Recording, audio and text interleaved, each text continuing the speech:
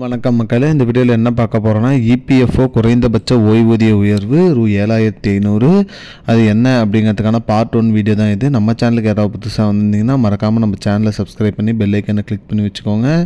இந்த வீடியோக்கு ஒரே ஒரு லைக்கை மட்டும் கொடுத்துருங்க. வாங்க வீடியோக்குள்ளே போகலாம். ஓய்வூதியதாரர்களின் நிதி பாதுகாப்பை மேம்படுத்தவும் நோக்கில் இபிஎஃப்ஓ மே 2025 முதல் குறைந்தபட்ச ஓய்வூதியத்தை மாதத்திற்கு 7500 உயர்த்தியுள்ளது. அந்த வகையில் பார்த்திங்கன்னா மத்திய நிதி அமைச்சர் நிர்மலா சீதாராமன் அவர்கள் தாக்கல் செய்யப்பட்ட பட்ஜெட் திட்டத்தில் இந்த இதை பற்றி அவங்க தெளிவாக சொல்லியிருக்காங்க. அந்த வகையில் பார்த்திங்கன்னா நிதி அமைப்பின் இபிஎஃப்ஓ ஓய்வூதிய திட்டத்தில் திருத்தம் குறித்த விவரங்களை மேம்படுத்துவதற்காக இபிஎஃப்ஓவின் குறைந்தபட்ச ஓய்வூதியத்தை மாதத்திற்கு ரூ. 1000 7500 உயர்த்த வேண்டும் என அதிகரித்து வரும் கோரிக்கையை இபிஎஃப்ஓவின் சமீபத்திய முன்னேற்றங்களில் இது கொண்டு வந்திருக்கிறதா சொல்லியிருக்காங்க மக்களே. மேலும் பார்த்திங்கன்னா இபிஎஃப்ஓ மூலியமாக பார்த்திங்கன்னா ₹1000 பெற்றுட்டு இருந்த ஓய்வூதியதாரர்களுக்கு அதிகபட்சமாக ₹7500 வரைக்கும் வழங்கணும் அப்படிங்கிற மாதிரி சொல்லியிருக்காங்க.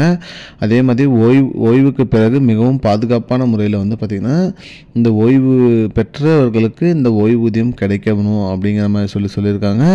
அதே மாதிரி இந்த ஓய்வூதியம் பார்த்திங்கன்னா எந்த ஒரு தடையும் இன்றி அவர்களுக்கு டைரெக்டாக எங்களோட வங்கி கணக்குக்கே வந்துடணும் அப்படிங்கிறதுலேயும் இங்கே கரெக்டாக சொல்லியிருக்காங்க. இதெல்லாம் இபிஎஃப்ஓ மூலிமா ஒரு கோரிக்கையாக எடுத்திருந்தாங்க. இது அனைத்துக்குமே மத்திய அரசு சரி செய்து இதற்காக இந்த திட்டத்திற்கு அமல்படுத்த சொல்லியிருக்காங்க. இதனால் பார்த்திங்கன்னா அனைத்து ஓய்வூதியதாரர்களுக்கும் ரூ. 7500 பென்ஷன் கிடைக்கும்.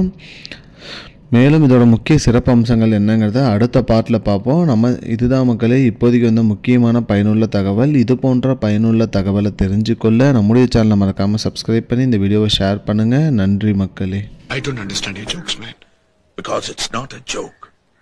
முன்ன பின்ன தெரியாத ஒரு பையனுக்காக விடுற அந்த மனசு இருக்க, அதான் கடவுள்.